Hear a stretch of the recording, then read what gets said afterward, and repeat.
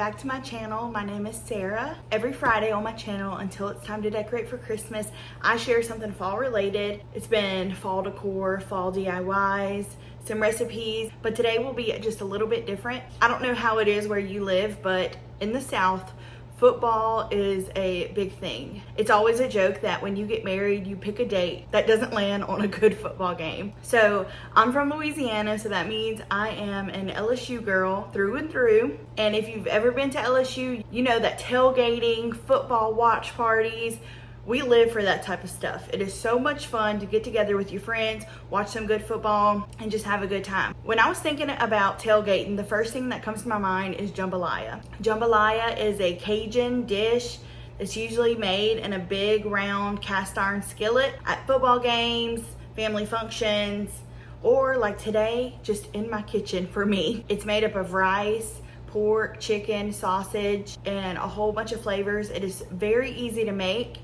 And I think a lot of people overcomplicate it, but today I'm going to show you how to make the best authentic real Cajun jambalaya. I am picky about my jambalaya. It has to look a certain color, it has to smell a certain way, and it has to be the right texture. And I'm telling y'all, I have perfected it. I don't perfect many things, but this I have perfected. There is something about a football game jambalaya. If you know, you know. So while I'm cooking today, I wanted to share just some hosting tips for you. Like I said, football game parties are a thing here. You get together with your friends and your family and you watch a football game, especially if you like to host in your home.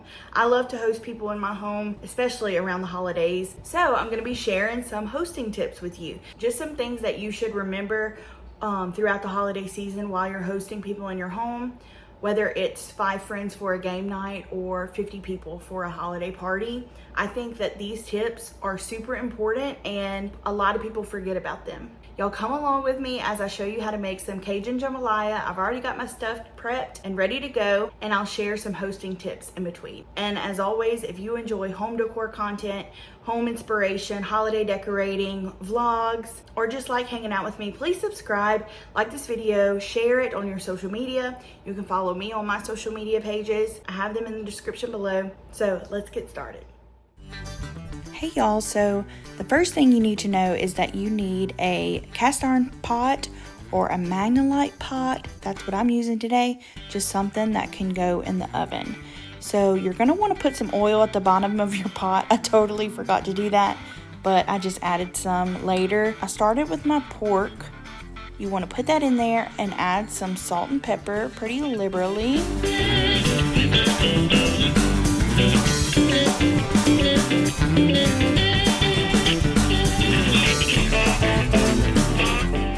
The stove is on about medium to high heat right now, and you're gonna want to brown this pork, get some crispy edges on them.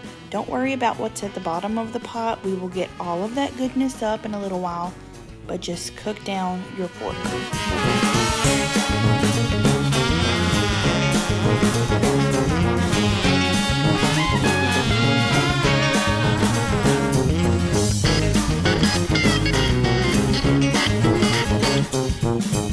Once that's all cooked down and it's fully cooked, you're gonna remove it and put it in a clean bowl and set that aside.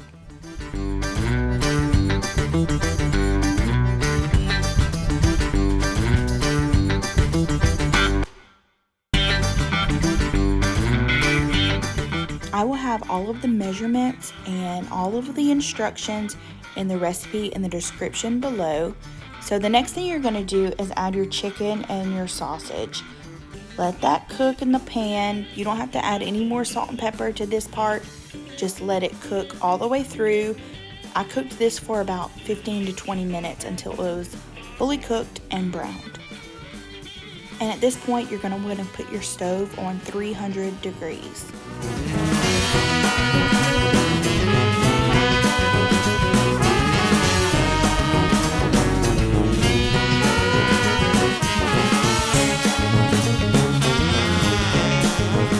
Here I'm taking my spoon and kind of cutting up those bigger pieces of chicken just to make smaller bits. I like smaller pieces of meat in my jambalaya, but you can have large pieces. It doesn't matter, just whatever your preference is. You're going to want to do the same thing like you did with the pork. Take it out and put it in that bowl.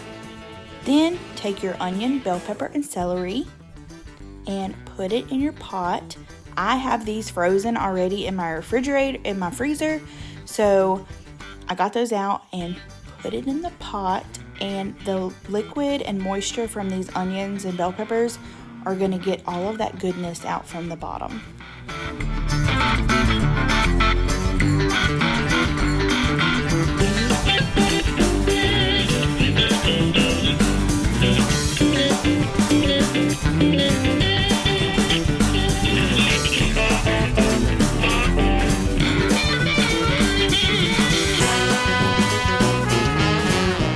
Make sure that it's not burning. Lower your heat if you need to.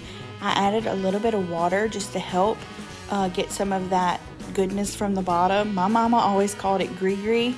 It's just the brown bits from the bottom. Do you see how easily it's coming up with just a little bit of moisture?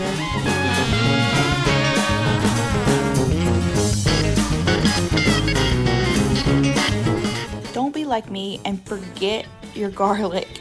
All I had was garlic powder. I usually just use jar garlic, but I didn't even have that. So I just put some garlic powder in mine today.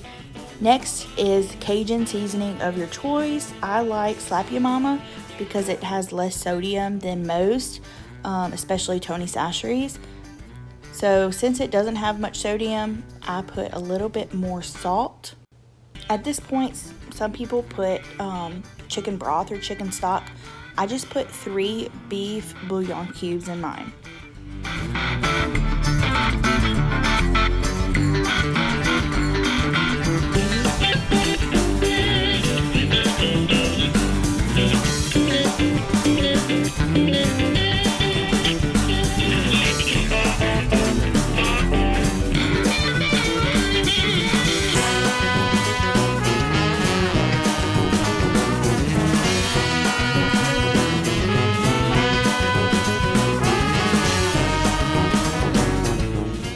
Use some aggression and beat up those cubes so they break apart, and so you can incorporate them with the onions and bell peppers.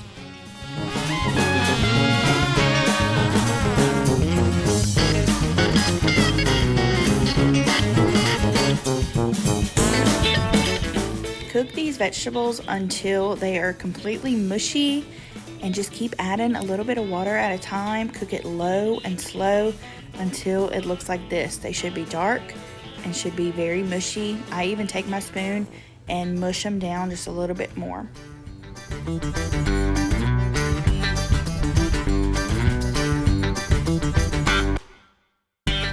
Now it's time to add back in the meat.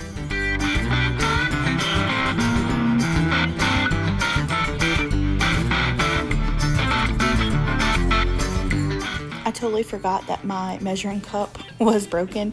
So here I am refilling this little 1 cup measuring cup 3 times. So I'm just pouring in my 3.5 cups of water and my 2 cups of rice.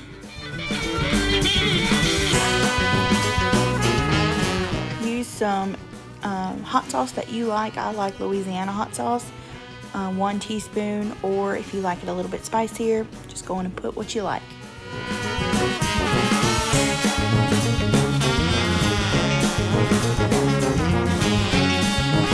And this is a secret to making it so dark. I find this at my Walmart. I don't know if you have it at yours. It's probably on Amazon. If it is, I'll link it below. But I just put 2 teaspoons of this in there to make it dark.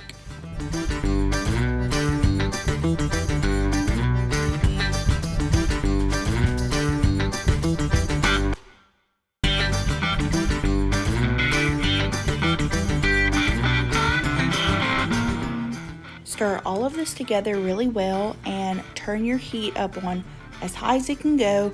Bring it to a boil.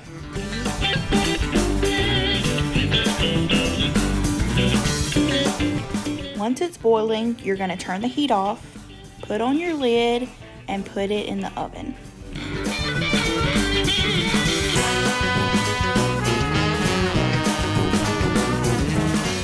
You're going to want to set your timer for 60 minutes.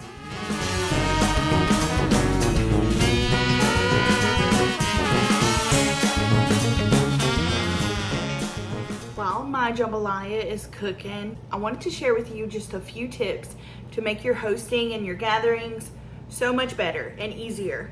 I don't know about you, but I do not like to be stressed about an event, especially when I'm hosting it. I want it to be easygoing, no confusion, and I want everybody to have a comfortable and relaxing time. So I think these tips work with just a small group or a large group.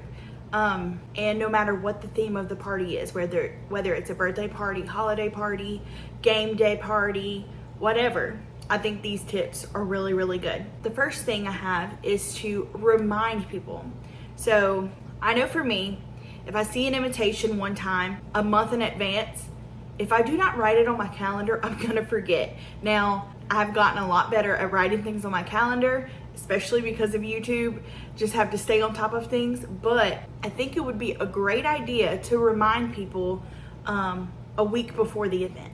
So what I like to do for events, especially like parties that I have here at the house, like larger parties, I will usually make a Facebook invitation. I will post it a month or two before, the week before, or even 4 or 5 days before. I will get on there and just write, hey, I'm looking forward to getting together with y'all. Hope you can come, or whatever. Just to remind people, hey, this is coming up. People do forget. I've forgotten before and be like, oh yeah, I have that to go to. So that is my first tip, to remind. My second tip is to have a co-host, whether that is your spouse, your mom, your friend, your sister, whoever. I think it's important to just have someone that can share the idea with you and help you. Anything can happen. You could get sick, or you might get called into work or something where you don't have the time to host and be present like you want to be. It's not that you can't do it on your own. It's just okay to delegate some responsibility to someone else. That way you can enjoy your party.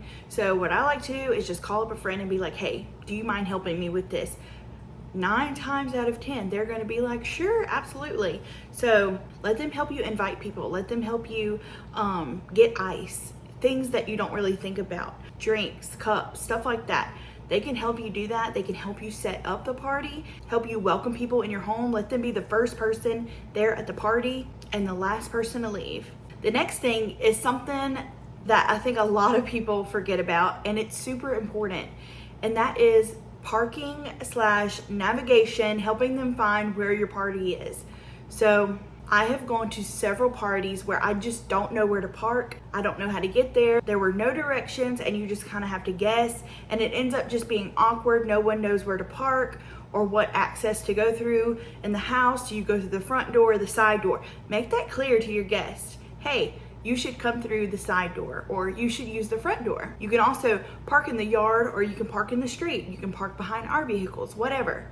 And give directions with the address. So when you turn on James Street, go 4 houses down and it'll be the brick house on the left. It's just so much easier for your guests to know what to do, where to park, where to go. Another tip is to set the ambiance. At my house, I have, I think, 5 HomePods. They are the Apple version of Alexa.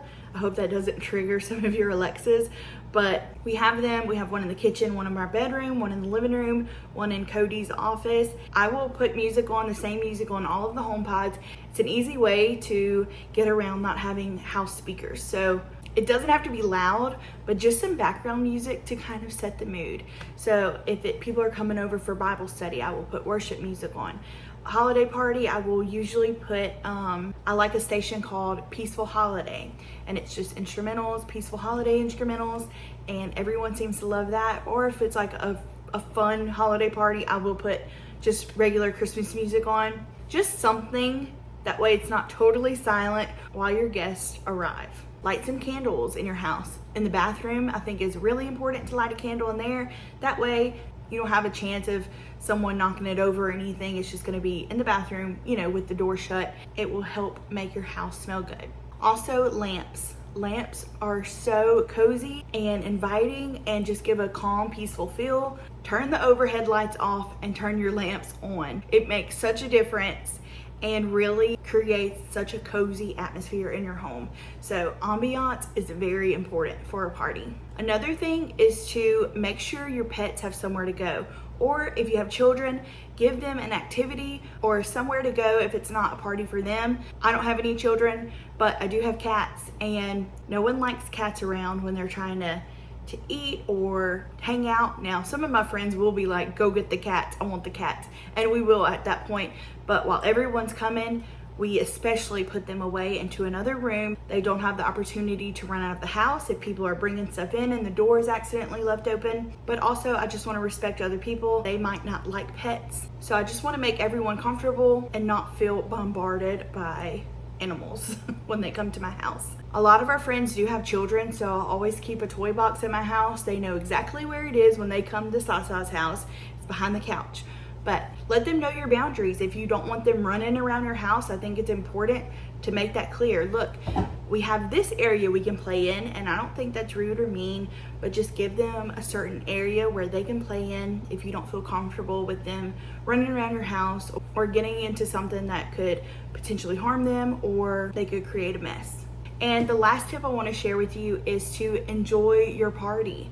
So many people get so wrapped up in the planning and do that they forget to enjoy the party. They don't talk to anyone. They're so worried about refilling the ice and making sure that everyone else is comfortable and forgetting to enjoy their company and the whole reason why they're having the party anyway. Make your guests feel like they can make themselves at home in your house. All of our friends that come over to our house know that they are welcome to do absolutely whatever. They can get up, look in our refrigerator. If they need something, if they need ketchup, they know where to find it. Relay that to them. You don't want to get to the end of the night when everyone goes home and you realize that you were so busy that you really didn't enjoy your party. Delegate some of that responsibility to your co-host or another friend, and sit down with your guest and be present with them and enjoy your time with them. I hope that you have gained some new tips and just something to remember whenever you're hosting this holiday season. So let's get back to the jambalaya.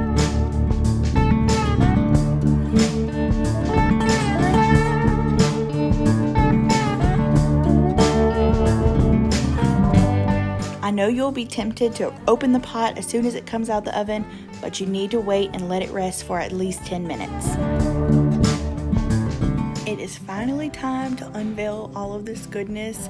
The rice comes out perfectly if you just follow the directions and the measurements.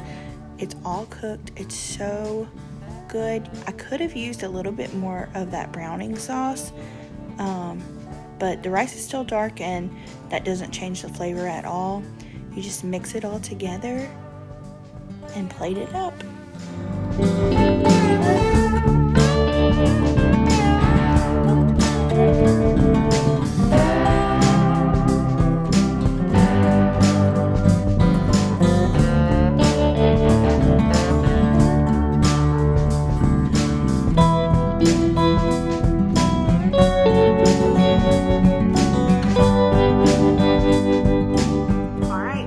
Time to try it.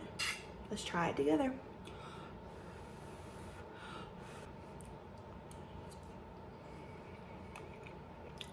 Oh my word. This is the ultimate comfort food in my opinion. It's hot, it's hearty, it's meaty, it's filling. It's so good. It's spicy, but not too spicy.